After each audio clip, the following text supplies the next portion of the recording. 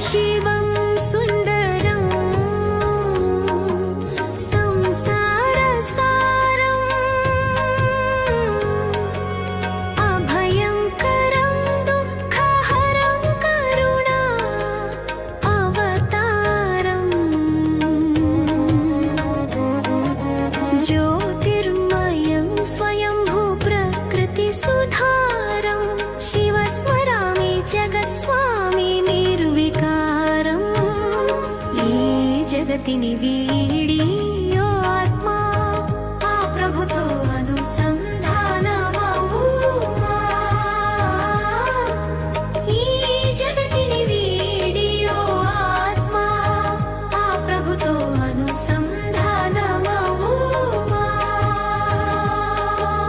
नी ध्यासलो ఉండే ఆ తండ్రిని నీవును కాస్త ధ్యానించుమా ఈ జగతిని వీడి ఓ ఆత్మా ఆ ప్రభుతో అనుసంధానమవుమా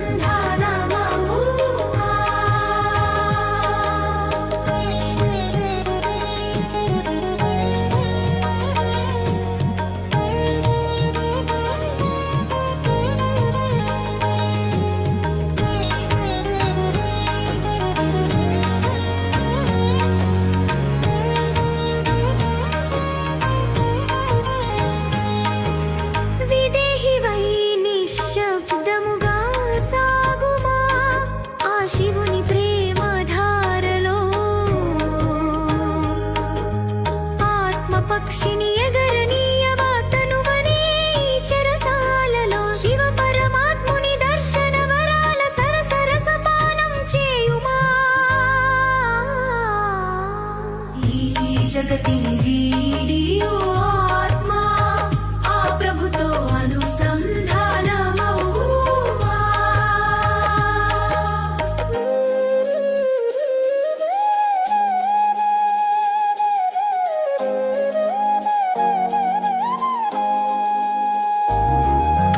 ఈ జగతిని వీడి ఓ ఆత్మా ఆ ప్రభుతో అనుసంధానమవుమా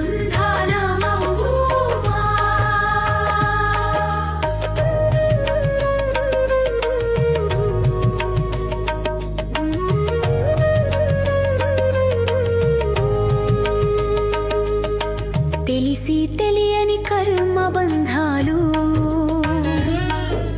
తెలియకనే నిన్ను బంధించెను రాజయోగమనే అగ్ని జ్వాలయే వాటిని భస్మం చేయగలదు ఇక వరదాత వరమును పొంది నీ స్వీయ కళ్యాణం చేయుమా నీ ధ్యాసలో ఉండే ఆ తండ్రిని నీవును కాస్త ధ్యానించుమా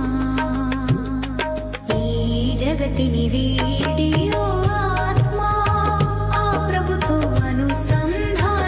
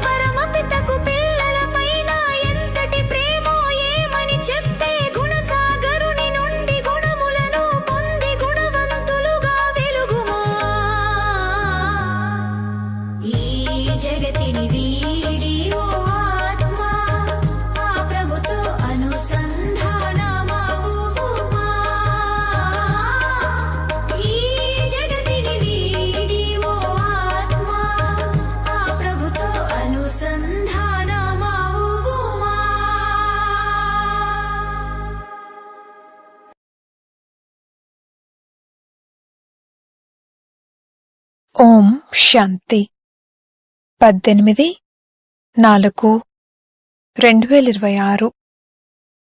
మధురమైన పిల్లలు, మీరు తండ్రి ద్వారా సమ్ముఖంగా చదువుకుంటున్నారు. మీరు సత్యుగి రాజ్యాధికారానికి యోగ్యులుగా అయ్యేందుకు పావనంగా తప్పకుండా అవ్వాలి. ప్రశ్న: తండ్రి యొక్క ఏ కర్తవ్యం గురించి పిల్లలైన మీకు మాత్రమే తెలుసు? జవాబు: మన తండ్రి కూడా టీచర్ మరియు సద్గురు కూడా అని మీకు తెలుసు.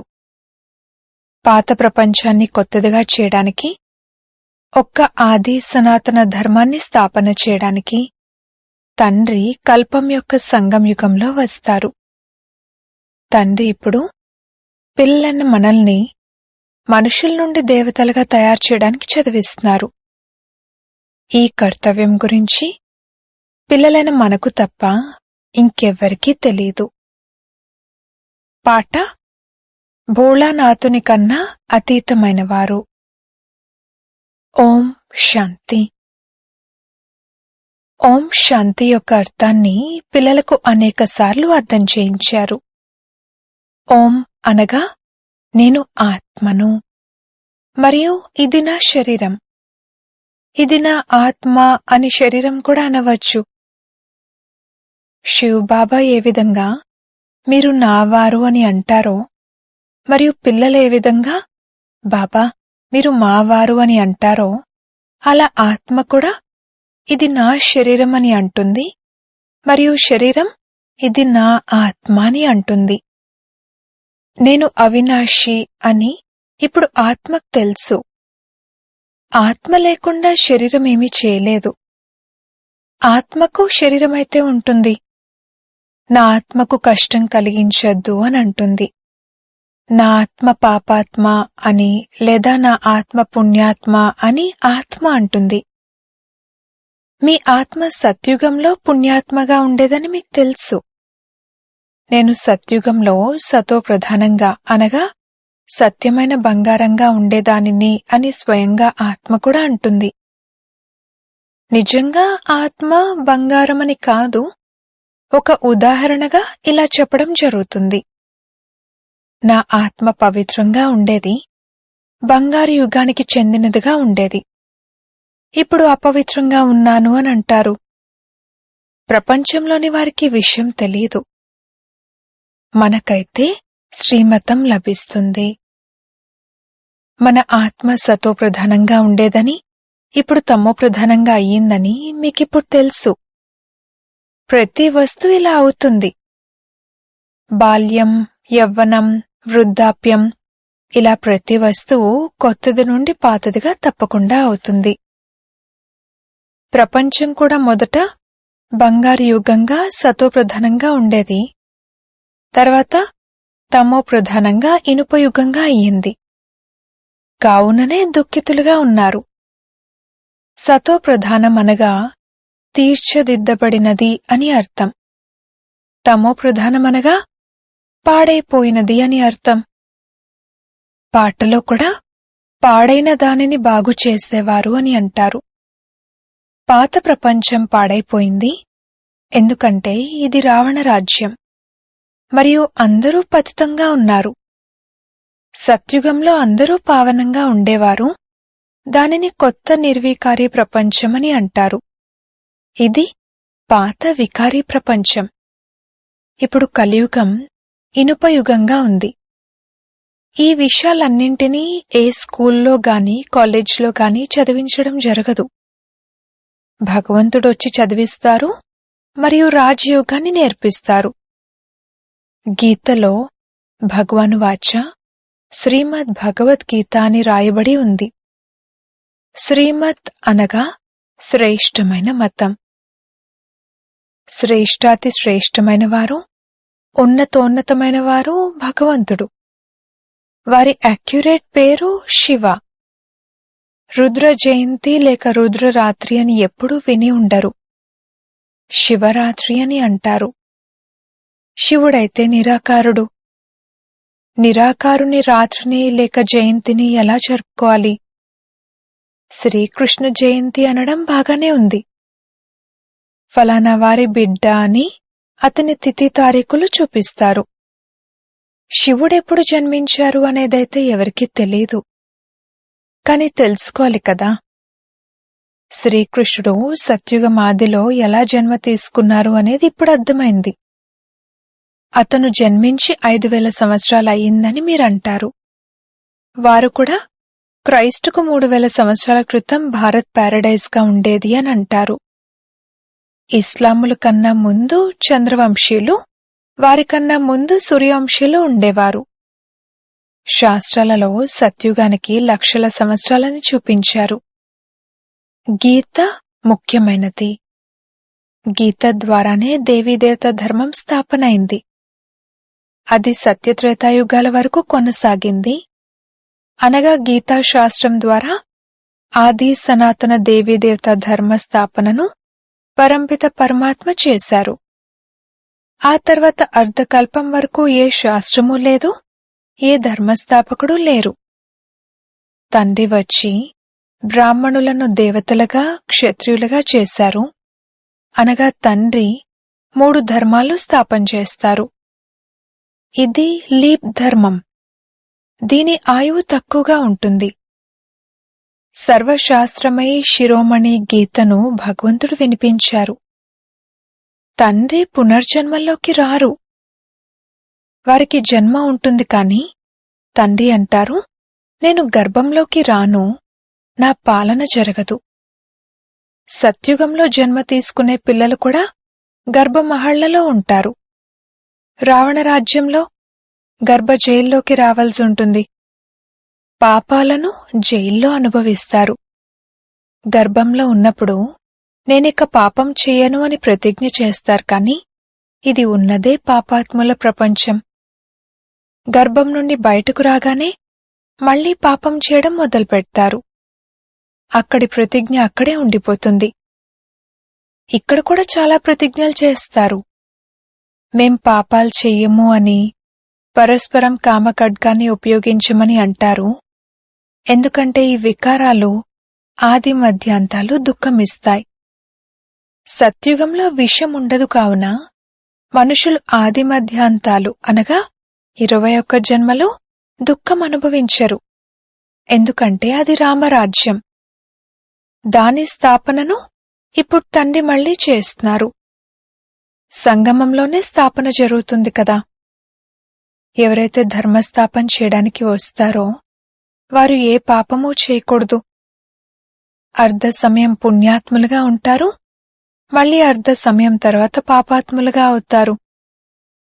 మీరు సత్యత్రేతాయుగాలలో పుణ్యాత్మగా ఉంటారు, తర్వాత పాపాత్మగా అవుతారు. సతోప్రధాన ఆత్మ పైనుండొచ్చినప్పుడు అది శిక్షలు అనుభవించదు.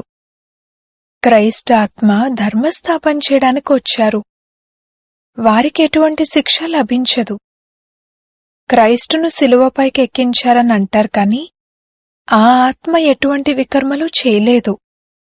ఆ ఆత్మ ఎవరి శరీరంలోకైతే ప్రవేశిస్తుందో వారికి దుఃఖం కలుగుతుంది. వారు సహనం చేస్తారు. ఎలాగైతే వీరిలోకి బాబా ప్రవేశిస్తారో అక్కడ కూడా అలా జరుగుతుంది. శివ్ బాబా అయితే ఎలాగా సతోప్రధానమైన వారే. ఏదైనా దుఃఖం లేక కష్టం వీరి ఆత్మకు కలుగుతుంది, అంతేకాని శివబాబాకు కలగదు. వారు సదా సుఖశాంతులతో ఉంటారు. వారు సదా సతోప్రధానులు. కాని రావడమైతే ఈ పాత శరీరంలోకే వస్తారు కదా. అదేవిధంగా క్రైస్ట్ ఆత్మ ఎవరిలోకైతే ప్రవేశించారో ఆ శరీరానికి దుఃఖం కలగచ్చు. క్రైస్ట్ ఆత్మ దుఃఖాన్ని అనుభవించదు. ఎందుకంటే ఇంకా సతో రజో తమోలలోకి రావాల్సింది. కొత్త కొత్త ఆత్మలు వస్తూ ఉంటారు కూడా కదా. వారు ముందు తప్పకుండా సుఖాన్ని అనుభవించవలసి ఉంటుంది. వారు దుఃఖాన్ని అనుభవించలేరు.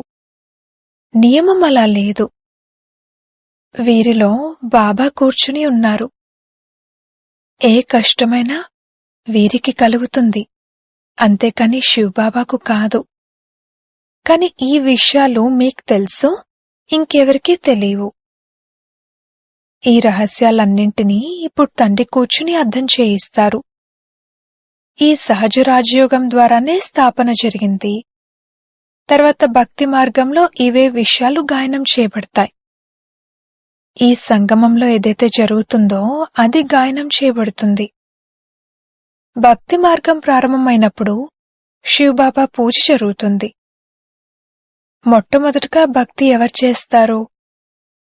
ఆ లక్ష్మీనారాయణలు ఎప్పుడైతే రాజ్యం చేస్తారో అప్పుడు పూజ్యులుగా ఉండేవారు. ఆ తర్వాత వామ మార్గంలోకి వచ్చేస్తారు. అప్పుడు పూజ్యుల నుండి పూజారులుగా అయిపోతారు. తండ్రి అర్థం చేయిస్తున్నారు, నిరాకార పరంపిత పరమాత్మ వీరి ద్వారా మమ్మల్ని చదివిస్తున్నారు అన్నది మొట్టమొదట పిల్లలైన మీ బుద్ధిలో రావాలి. ఈ విధంగా అర్థం చేయించేటువంటి స్థానం మొత్తం ప్రపంచంలో ఇంకెక్కడా ఉండదు. తండ్రే వచ్చి భారత్కు మళ్లీ స్వర్గవారసత్వాన్ని ఇస్తారు. త్రిమూర్తి చిత్రం కింద ఇలా రాయబడి ఉంది, దైవీ ప్రపంచపు స్వరాజ్యం మీ ఈశ్వరీయ జన్మసిద్ధ అధికారం. శివబాబా వచ్చి పిల్లలైన మీకు స్వర్గరాజ్యాధికారం యొక్క వారసత్వాన్ని ఇస్తున్నారు, యోగ్యులుగా తయారు చేస్తున్నారు. బాబా మనల్ని యోగ్యులుగా తయారు చేస్తున్నారని మీకు తెలుసు. మనం పతితులుగా ఉండేవారం కదా. పావనంగా అయిన తర్వాత ఇక ఈ శరీరం ఉండదు. రావణుడి ద్వారా మనం పతితులుగా అయ్యాము. మళ్లీ పరంపిత పరమాత్మ పావనంగా తయారు చేసి పావన ప్రపంచానికి యజమానులుగా తయారు చేస్తారు. వారే జ్ఞానసాగరుడు, పతిత పావనుడు. ఈ నిరాకార బాబా మనల్ని చదివిస్తున్నారు. అందరూ కలిసి ఒకే చోట కూర్చుని చదువుకోలేరు కదా. సమ్ముఖంగా మీరు కొద్దిమందే కూర్చున్నారు. ఇక మిగిలిన పిల్లలందరికీ ఇప్పుడు శివబాబా బ్రహ్మ తనువులో కూర్చుని సృష్టి ఆది మధ్యాంతాల జ్ఞానాన్ని వినిపిస్తూ ఉండొచ్చు అని తెలుసు. ఆ మురళి రాతపూర్వకంగా వస్తుంది. ఇతర సత్సంగాలలో ఈ విధంగా భావించరు. ఈ రోజుల్లో టేప్ రికార్డర్ కూడా వెలువడింది. అందుకే టేప్లో నింపి పంపిస్తారు. వారు ఫలానా పేరు కల గురువు వినిపిస్తున్నారు అని అంటారు. వారి బుద్ధిలో మనుషులే ఉంటారు. ఇక్కడైతే అటువంటి విషయమేమీ లేదు. ఇక్కడ నాలెడ్జ్ఫుల్ అయిన నిరాకార తండ్రి ఉన్నారు. మనుషులను నాలెడ్జ్ఫుల్ అని అనరు. God father is knowledgeful, peaceful అనగా శాంతి స్వరూపుడు, బ్లిస్ఫుల్ అనగా ఆనంద స్వరూపుడు అని పాడతారు. కావున వారిచ్చే వారసత్వం కూడా కావాలి కదా. వారిలో ఏవైతే గుణాలున్నాయో అవి పిల్లలకు లభించాలి. ఇప్పుడు లభిస్తూ ఉన్నాయి. గుణాలను ధారణ చేసి మనం ఈ విధంగా లక్ష్మీనారాయణల వలె అవుతున్నాము. అందరూ అయితే రాజు రాణులుగా అవ్వరు. రాజు, రాణి, మంత్రి అని అంటూ ఉంటారు. అక్కడ మంత్రి కూడా ఉండరు. మహారాజు, మహారాణులలో పవర్ ఉంటుంది. ఎప్పుడైతే వికారులుగా అవుతారో అప్పుడు మంత్రులు మొదలైన వారు ఉంటారు. పూర్వం మినిస్టర్లు మొదలైన వారు కూడా ఉండేవారు కారు. అక్కడైతే ఒక్క రాజు రాణి యొక్క రాజ్యం నడిచేది. వారికి మంత్రుల యొక్క అవసరం ఏముంది? వారు స్వయమే యజమాని అన్నప్పుడు ఇక ఇంకెవరి నుండో సలహా తీసుకోవాల్సిన అవసరం ఏముంది? ఇది చరిత్ర భౌగోళికము. కాని మొట్టమొదట లేస్తూ కూర్చుంటూ మమ్మల్ని తండ్రి చదివిస్తున్నారని, యోగం నేర్పిస్తున్నారని బుద్ధిలోకి రావాలి. స్మృతి యాత్రలో ఉండాలి. ఇప్పుడు నాటకం పూర్తవుతుంది. మనం పూర్తిగా పతితులుగా అయిపోయాము. ఎందుకంటే వికారాల్లోకి వెళ్ళాము. అందుకే పాపాత్ములు అంటారు. సత్యుగంలో పాపాత్ములు ఉండరు. అక్కడ పుణ్యాత్ములు ఉంటారు. అది ప్రారబ్ధము. దానికోసం మీరిప్పుడు పురుషార్థం చేస్తున్నారు. మీది స్మృతి యాత్ర. దీనిని భారత్ యొక్క యోగం అంటారు, కానీ అర్థం తెలీదు. యోగం అనగా స్మృతి. దీని ద్వారా వికర్మలు వినాశనమవుతాయి. తర్వాత ఈ శరీరాన్ని వదిలి ఇంటికి వెళ్ళిపోతాము. దానిని స్వీట్ హోమ్ అంటారు. నేను ఆ శాంతిధామ నివాసిని అని ఆత్మ అంటుంది. మనం అక్కడి నుండి అశరీరులుగా వచ్చాము. ఇక్కడ పాత్రను అభినయించేందుకని శరీరాన్ని తీసుకున్నాము. మాయను పంచవికారాలు అని అంటారని కూడా అర్థం చేయించారు. ఇవి 5 భూతాలు. కామము భూతం, క్రోధము భూతం, నంబర్ 1 భూతం దేహాభిమానం.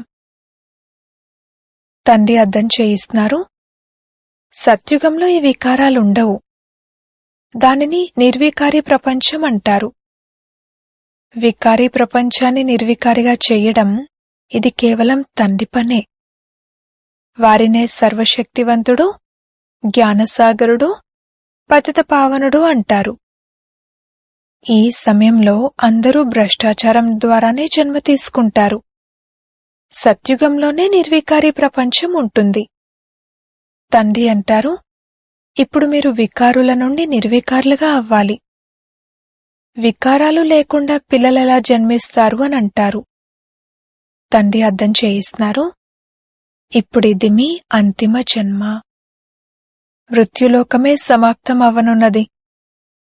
ఇక దీని తర్వాత వికారి మనుషులుండరు. అందుకే తండ్రితో పవిత్రంగా అవుతామని ప్రతిజ్ఞ చేయాలి.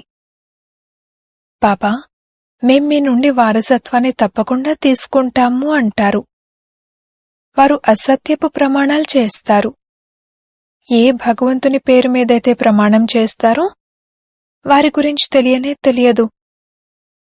వారెప్పుడొస్తారు, ఎలా వస్తారు, వారి నామరూప దేశకాలాలేమిటి అనేది ఏమీ తెలీదు. తండ్రి వచ్చి తమ పరిచయాన్ని ఇస్తారు. ఇప్పుడు మీకు పరిచయం లభిస్తూ ఉంది. ప్రపంచమంతటిలోనూ ఎవరికీ గాడ్ ఫాదర్ గురించి తెలియదు. తండ్రిని పిలుస్తారు కూడా, పూజలు కూడా చేస్తారు, కాని వారి కర్తవ్యం గురించి తెలియదు. పరంపిత పరమాత్మ మన తండ్రి, టీచర్, సద్గురు అని ఇప్పుడు మీకు తెలుసు. ఈ తండ్రి స్వయంగా తమ పరిచయాన్ని ఇస్తున్నారు. నేను మీ తండ్రిని. నేనీ శరీరంలోకి ప్రవేశించాను. ప్రజాపిత బ్రహ్మ ద్వారా స్థాపన జరుగుతుంది. ఎవరి స్థాపన? బ్రాహ్మణుల స్థాపన. తర్వాత బ్రాహ్మణులైన మీరు చదువుకుని దేవతలుగా అవుతారు. నేనొచ్చి మిమ్మల్ని శూద్రుల నుండి బ్రాహ్మణులుగా తయారు చేస్తాను. తండ్రి అంటారు, నేను కల్పం యొక్క సంగమయుగంలోనే వస్తాను. కల్పం 5000 సంవత్సరాలు ఉంటుంది. ఈ సృష్టి చక్రమైతే తిరుగుతూనే ఉంటుంది. నేను పాత ప్రపంచాన్ని కొత్తదిగా తయారు చేయడానికి వస్తాను. నేను పాత ధర్మాలను వినాశనం చేయించి ఆది సనాతన దేవీదేవత ధర్మాన్ని స్థాపన చేస్తాను. నేను పిల్లలను చదివిస్తాను.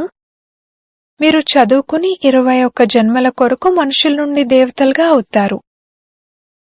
సూర్యవంశీయులు, చంద్రవంశీయులు, ప్రజలు అందరూ దేవతలే. ఇకపోతే పురుషార్థం అనుసారంగా ఉన్నత పదవిని పొందుతారు. ఇప్పుడు ఎవరు ఎంతగా పురుషార్థం చేస్తారో అదే కల్పకల్పము నడుస్తుంది. ఇక కల్పకల్పము ఇటువంటి పురుషార్థాన్నే చేస్తామని, ఇటువంటి పదవినే పొందుతామని మీరు అర్థం చేసుకుంటారు. మమ్మల్ని నిరాకార భగవంతుడు చదివిస్తున్నారని పిల్లలైన మీ బుద్ధిలో ఉంది. వారిని స్మృతి చేయడం ద్వారానే వికర్మలు వినాశనమవుతాయి. స్మృతి చేయకుండా వికర్మలు వినాశనం అవ్వవు. తాము ఎన్ని జన్మలు తీసుకుంటారనేది కూడా మనుషులకు తెలియదు. శాస్త్రాలలో ఎవరో 84 లక్షల జన్మలుంటాయని తప్పుగా రాశారు. 84 జన్మలుంటాయని ఇప్పుడు మీకు తెలుసు. ఇది అంతిమ జన్మ. ఇక తర్వాత మనం స్వర్గంలోకి వెళ్ళాలి. ముందు మూలవతనానికి వెళ్ళి ఆ తర్వాత స్వర్గంలోకి వస్తాము. అచ్చా, మధురాతి మధురమైన సిక్కిలదే పిల్లలకు మాతా పిత బాప్ దాదాల ప్రియ స్మృతులు మరియు గుడ్ మార్నింగ్. ఆత్మిక పిల్లలకు ఆత్మిక తండ్రి నమస్తే. ధారణ కొరకు ముఖ్య సారము. మొదటి పాయింట్, పవిత్రంగా అవుతామని తండ్రితో ఏదైతే ప్రతిజ్ఞ చేశారో దానిపై పక్కాగా ఉండాలి. కామం, క్రోధం మొదలైన భూతాలపై తప్పకుండా విజయాన్ని పొందాలి. రెండవ పాయింట్, నడుస్తూ తిరుగుతూ ప్రతి కార్యాన్ని చేస్తూ చదివించే తండ్రిని గుర్తుంచుకోవాలి. ఇప్పుడు నాటకం పూర్తవుతోంది, అందుకే ఈ అంతిమ జన్మలో పవిత్రంగా తప్పకుండా అవ్వాలి. వరదానము: సర్వ ఖజానాలతో నిండుగా అయ్యి తమ ముఖం ద్వారా సేవ చేసే సత్యమైన సేవాధారి భవ.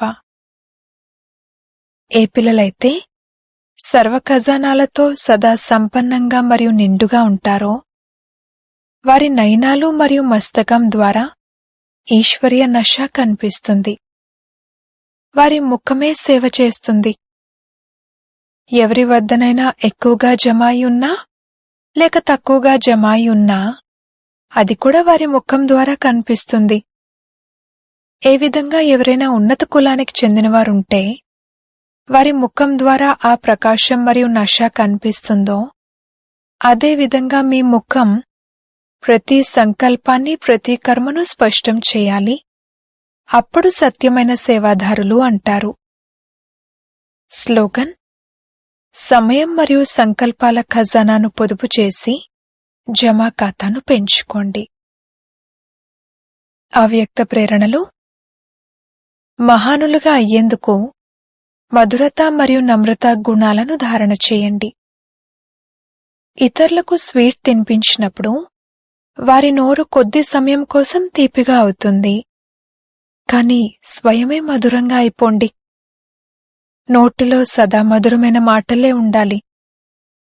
ఏ విధంగా స్వీట్ తినేటప్పుడు మరియు తినిపించేటప్పుడు సంతోషపడతారో అలా మధురమైన మాటలు స్వయాన్ని కూడా సంతోషపరుస్తాయి, ఇతరులను కూడా సంతోషపరుస్తాయి. ఈ విధంగా సదా సర్వుల నోటిని తీపి చేస్తూ ఉండండి. సదా మధురమైన దృష్టి, మధురమైన మాటలు, మధురమైన కర్మలు ఉండాలి. ఓం శాంతి.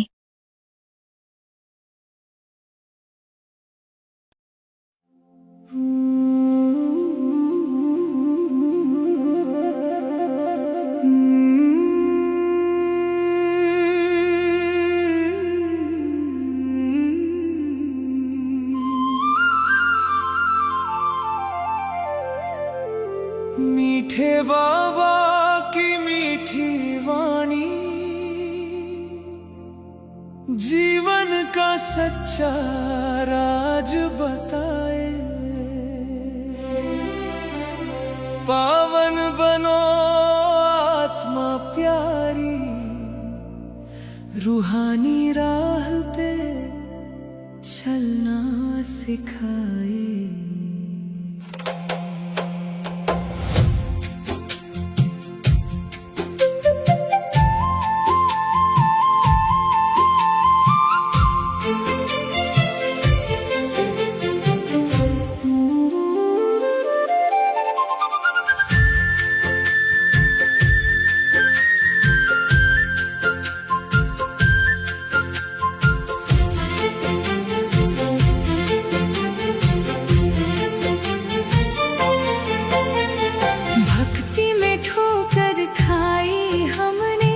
रो रो कर राहें ढूंढी थी, अब सच्चे बाबा खुद आए हैं, सच की ज्योति जलाई है। मन मना भव की संजीवनी से माया पर जीत दिलाते हैं। देही अभिमानी बन के बच्चे रूहानी यात्रा कराते हैं। ये कमाई कोई साधारण से समय भी छू ना पाए। ज्ञान सुनो और सुनाओ ऐसे, इति जन्म तक फल दे जाए। सच्ची कमाई ये संगम की, कभी न जिसका हो दिवाला। बाबा की याद में जीता, वही बने भाग्य का रखवाला। पावन बनो, योगी बनो, रूहानी सेवाओं में लग जाओ। इस जीवन की हर एक श्वास को बाबा के नाम समर्पित बनाओ।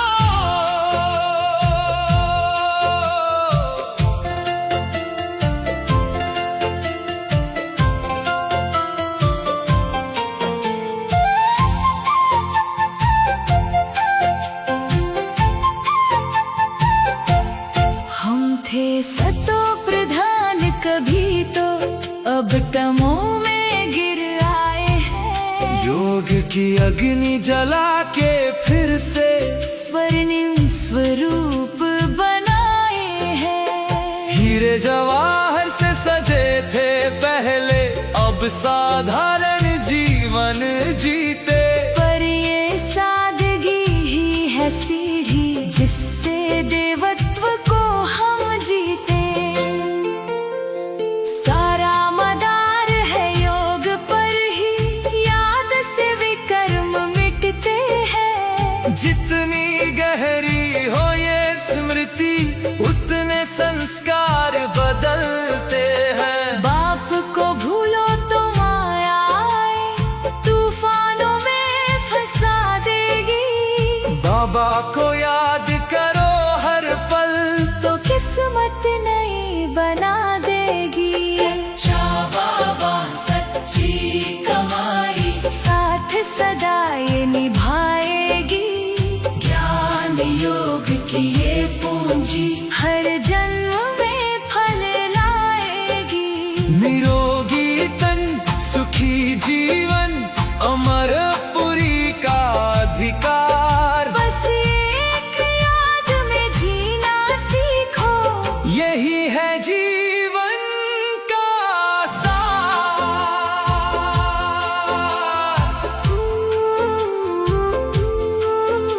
ये तन है केवल अमानत, ईश्वरीय सेवा के लिए। ममता छोड़ो, मोह मिटाओ, रूहानियत के लिए। नष्टो मोहा बनकर बच्चे, हर कर्म में हल्के रहना। अपना कुछ भी नहीं समझना, बस बाबा का बनकर रहना। अमानत है ये जीवन सारा, बाबा को ही अर्पण कर दो। हर संकल्प मधुर बनाकर, दुनिया को भी पावन कर दो। वानप्रस्थ की पवित्र दृष्टि से हर आत्मा को देखो तुम। मधुरता और नम्रता धारण कर, महानता को सीखो तुम। मेरा स्वभाव ये छोड़ दो अब, माया का ये बंधन है। बाबा जैसा बन जाओ बच्चे, यही सच्चा जीवन है। पावन बनो, योगी बनो, रूहानी राह के पथिक बनो। संगम किए